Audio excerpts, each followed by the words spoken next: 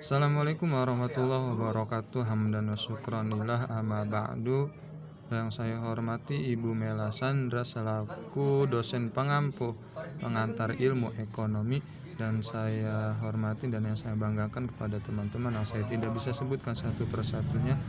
Baik, di sini saya sebagai moderator dari kelompok 7 yang akan membahas tentang materi pengangguran dalam lingkungan masyarakat. Di sini juga terdapat pemateri yang pertama yang bernama Muhammad Ilham, dan pemateri yang kedua Muhammad Hilman, dan pemateri yang ketiga Nurul Palah, dan pemateri yang kelima Mufrod, dan pemateri yang keenam Syarif Hidayat. Baiklah, untuk mempersingkat waktu, saya persilahkan kepada pemateri pertama.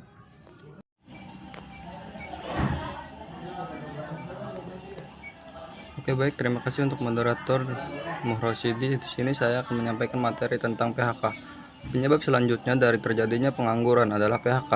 Pemutusan hubungan kerja atau PHK umumnya diberlakukan oleh suatu perusahaan untuk menstabilkan kondisi perusahaan yang saat itu dinilai sedang goyah atau terancam bangkrut.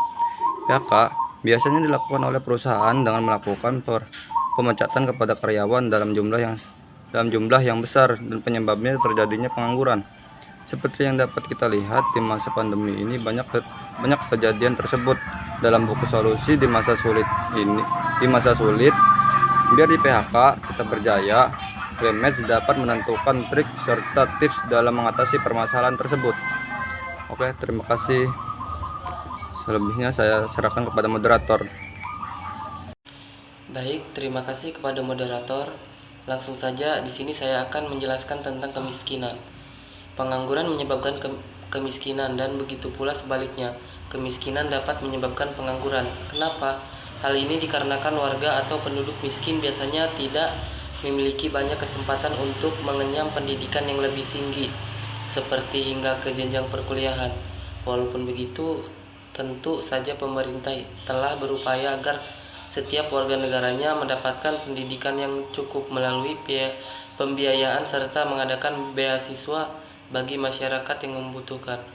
Pada buku seri Pemimpin Bangsa Muhammad Hatta, Gagasan Koperasi Solusi Kemiskinan, dibahas bagaimana pemerintah Indonesia mencoba untuk mencari solusi yang tepat bagi permasalahan ini di masyarakat Indonesia. Mungkin itu saja, selebihnya saya kembalikan ke moderator. Terima kasih kepada moderator yang telah mempersilahkan saya untuk memaparkan materi. Di sini terdapat pengangguran. Jadi pengangguran itu dapat membuat angka kemiskinan menjadi meningkat. Orang yang pengangguran tentu tidak memiliki penghasilan, sehingga membuat orang tersebut susah untuk memenuhi kebutuhan hidupnya dan membuat angka kemiskinan semakin meningkat. Mungkin itu saja yang bisa saya paparkan, kurang lebihnya mohon maaf. Saya akan alihkan kepada moderator. Oke, saya akan memaparkan materi selanjutnya, dampak pengangguran. Satu, meningkatkan angka kriminalitas. Orang membuat kriminal. Salah satu pendorong adalah ekonomi, seperti punya uang, butuh uang, punya utang, dan lain-lain. Seperti kita tahu bahwa pengangguran akan berdampak pada ekonomi sebuah keluarga karena tidak mendapatkan penghasilan. Beberapa tidak seperti pencurian, penjamretan, penipuan, perampokan, bahkan sampai pembunuhan. Tidak sedikit yang dibebaskan oleh faktor ekonomi, dan mungkin saja para pelaku kejahatan melakukan hal dimiliki karena tidak memiliki penghasilan. Pengangguran, hal ini paling sering terjadi kepada anak serta remaja yang ada di sekitar pelaku. Oleh sebab itu, buku karakteristik kriminalitas anak dan remaja ini hadir sebagai upaya memberikan serta dalam mencegah perburuan pidana. Dua, dapat memunculkan konflik warga negara dengan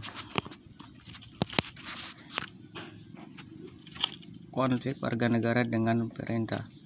Membacakan kesimpulan.